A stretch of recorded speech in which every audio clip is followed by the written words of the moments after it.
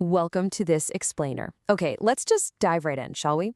Look, we all know the integumentary system of the CPT codebook can feel, well, incredibly dense and honestly pretty overwhelming to navigate. But today, we're going to unpack these codes together. And we're going to do it by looking at them not just as random, disconnected numbers, but as a real clinical narrative. We're calling it the journey of a wound.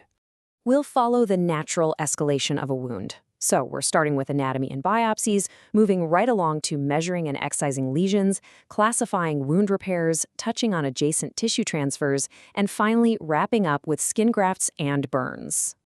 Section 1. Anatomy and biopsies. Let's get into it. So thinking about the layers of the skin, the absolutely crucial takeaway here is that your coding is dictated directly by how deeply your tools penetrate. It's that simple. A superficial scrape codes entirely differently from a deep excision that goes all the way down into the subcutaneous space. You really have to keep this anatomical stack in your mind as we move forward. Now, before any scalpels even come out, a physician might use a needle to investigate a mass. And here, you've got to carefully distinguish between two very different procedures. Are they simply pulling isolated cells and fluid with a fine needle? Well, that's a fine needle aspiration. Or are they using a larger bore needle to physically punch out a whole intact core sample of tissue for the lab? That, my friends, is a core needle biopsy. The CPT guidelines separate these because the clinical intent and honestly the physical work involved are entirely distinct. So what if the goal is solely diagnostic histopathologic examination, meaning we literally just need tissue to send to the lab? Well, you'll choose from 3 specific skin biopsy techniques based on the optimal tissue sampling needed. You've got the tangential biopsy, which is basically a superficial shave or scoop.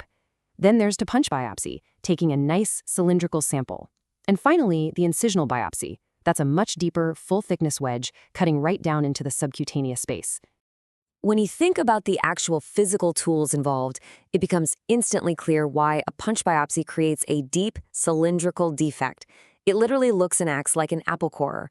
Contrast that with the flexible scalpel blade used for a tangential biopsy, which results in just a superficial little scoop of that top epidermal layer. The tool defines the physical defect, and in turn, that defect totally defines your code. Moving right along to Section 2, measuring and excising lesions. Okay, so coding an excision is highly mathematical. You must always calculate the final excised diameter prior to the excision, using this exact 3-step formula.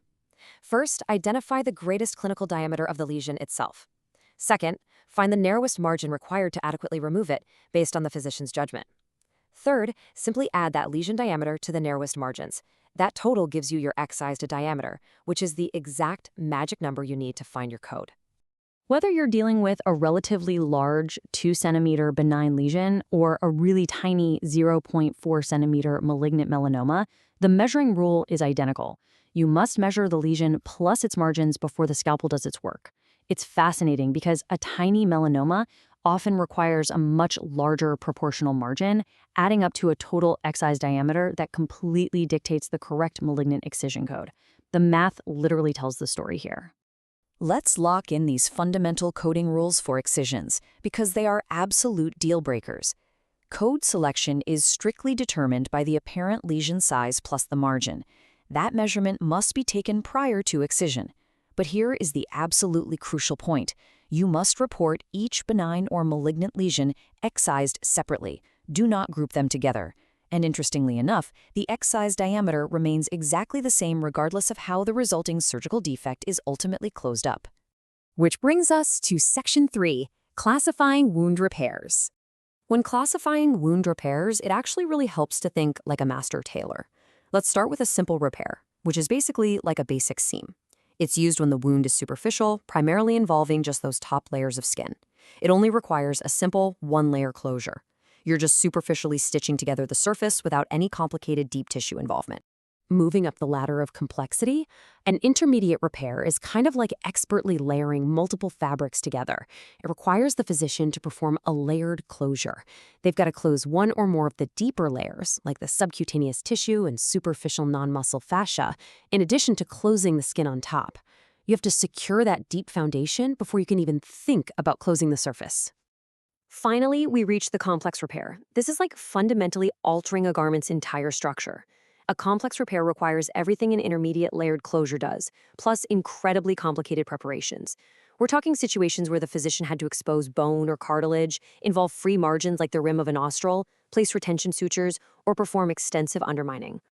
Now, you might be wondering what extensive undermining actually means in practice. It's when tissue is radically separated and elevated beneath the closure line. The CPT guidelines are super strict here. Extensive undermining is defined as a distance greater than or equal to the maximum width of the defect itself.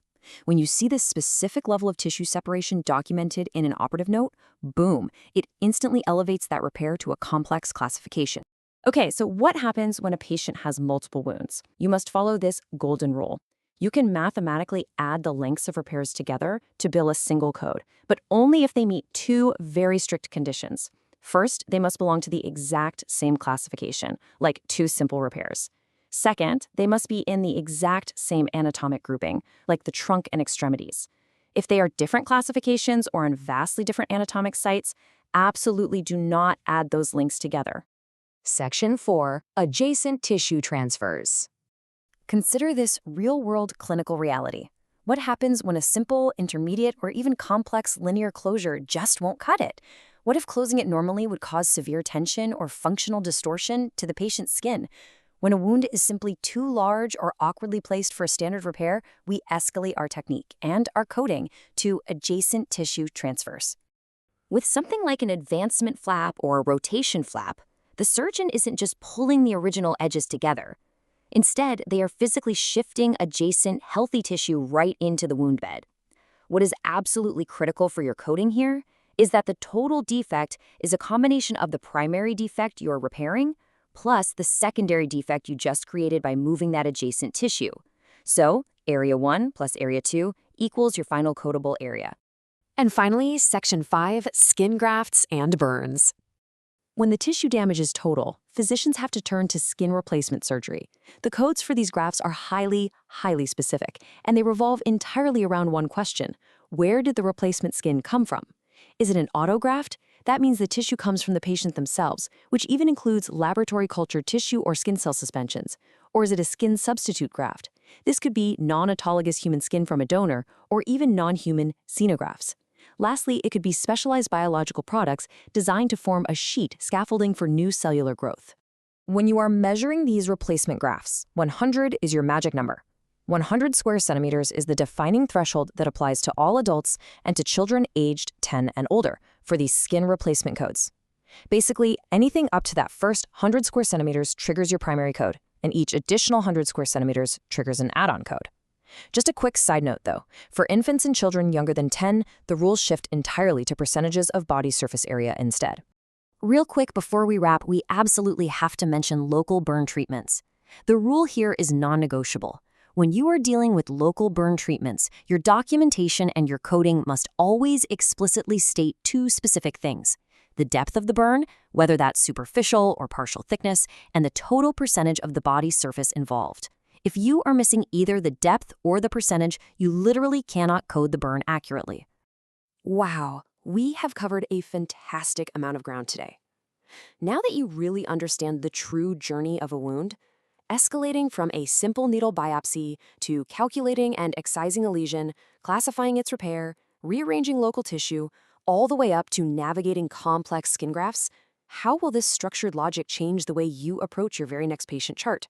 By grouping these rules narratively like we did today, you're no longer just memorizing an endless dry list of isolated numbers. You are actually understanding the true clinical story being told in the medical record.